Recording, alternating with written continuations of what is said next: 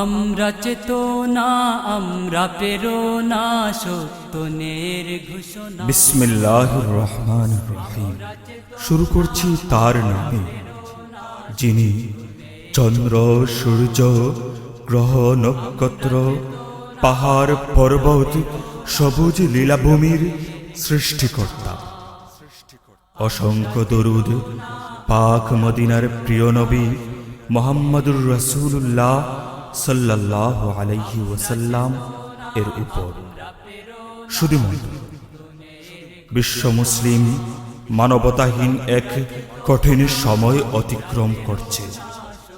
অতীতের বিজ্ঞ আরব কাফিরগণ কুরআন কারীমকে আল্লাহর কালাম হিসেবে মেনে নিতে বাধ্য হয়েছিল, কিন্তু বর্তমানে অনভিজ্ঞ ও অনাড়ি আজমিগণ কুরআন কারীমকে আল্লাহর কালাম হিসেবে মেনে নিবে তো দূরের কথা, খুদ নিজেরাই কোরআনের উপর আপত্তি উত্থাপনের দৃষ্টতা দেখিয়েছে। মানবতার মুক্তিদূত মহানবী সাল্লাল্লাহু আলাইহি ওয়াসাল্লাম এর মহিয়ান মর্যাদার উপর চালাচ্ছে নেককারজনক হামলা। বাদ যাচ্ছে না প্রিয় নবী মুহাম্মদুর রাসূলুল্লাহ সাল্লাল্লাহু আলাইহি ওয়াসাল্লাম এর মহাসম্মানিত সাহাবায়ে কেরামগণ। ইসলামের পতাকাবাহী হক্কানি উলামায়ে কেরামের মর্যাদাকে বুলণ্ডিত করে জনসাধারণের নিকট অগ্রহণযোগ্য করে তোলার জন্য ইসলামের শত্রুরা চালাচ্ছে বহুমাত্রিক ষড়যন্ত্র। মুসলিম বিশ্বের প্রতিটি শক্তিকে ধ্বংস করা এবং প্রাকৃতিক সম্পদ লুণ্ঠন করার জন্য চালাচ্ছে প্রত্যক্ষ আগ্রাসন। কিন্তু কেনই বা আজ এত দুর্জয়ের মধ্যে আমাদের কিসের অভাব? হে সুধী মণ্ডলী, আমাদের রয়েছে সম্পদ, কিন্তু তা আমরা আজ কাজে লাগাতে পারছি না, সেগুলো ডাকাতি হয়ে যাচ্ছে। আমাদের রয়েছে সম্ভাবনা, কিন্তু তা আমরা আজ বিকশিত করতে পারছি না। আমাদের রয়েছে জনশক্তি, কিন্তু তা আমরা আজ জনসম্পদে রূপান্তরিত করতে পারছি না, সেগুলো দাঁড়িয়েছে আজ বোঝাস্বরূপ। আমাদের রয়েছে স্বাধীনতা, কিন্তু আমরা আজ পরস্পর আত্মকলহের মাধ্যমে নিজেরাই পরাধীনতার জিঞ্জিরে আবদ্ধ হয়ে গিয়েছি। আমাদের রয়েছে সংস্কৃতি, কিন্তু আমরা আজ তা অপসংস্কৃতিতে রূপান্তরিত করে দিয়েছি।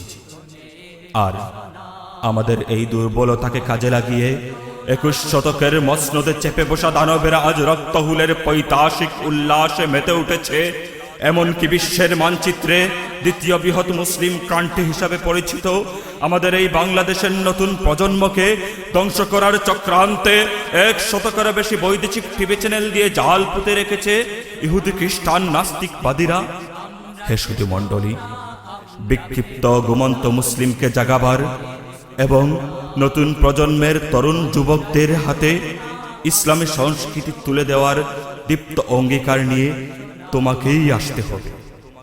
তুমিও এসো, মরছে পড়া চেতনাকে শানিত করো। পাপ পঙ্কিলতাময় এই তমস্যাচ্ছন্ন পৃথিবীকে জানান দাও তোমার অবস্থিতি। ঘোষণা দাও মহাসত্যের, আমরা সবাই জেগেছি, শুধু তোমার জাগার অপেক্ষা। শ্রোতামণ্ডলী, সুস্থ সংস্কৃতি বিকাশের অঙ্গীকার নিয়ে শাহজালাল শাহপরান রহমতুল্লাহি আলাইহি ও 360 আউলিয়ার পুণ্যস্মৃতিধন্য আধ্যাত্মিক রাজধানী সিলেটকে কেন্দ্র করে দেশের অন্যতম শিশু কিশোর সাংস্কৃতিক সংগঠন দাবানলের সিলেট শাখা চেতনা এর যাত্রা শুরু করেছিল 2007 সালে।